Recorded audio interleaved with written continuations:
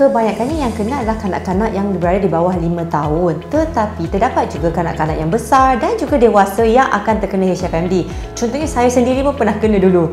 Tetapi bezanya ialah gejala bagi mereka yang lebih besar atau dewasa akan lebih ringan daripada yang kanak-kanak kecil.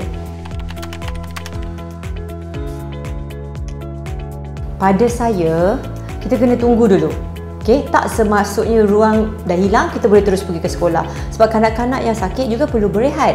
Kalau dia demam, kita kena pastikan yang dia dah kurang atau demam dah tak ada sekurang-kurangnya untuk 24 jam. Dan kalau boleh, pastikan ruang-ruang atau lepuh-lepuh tu semua dah kering.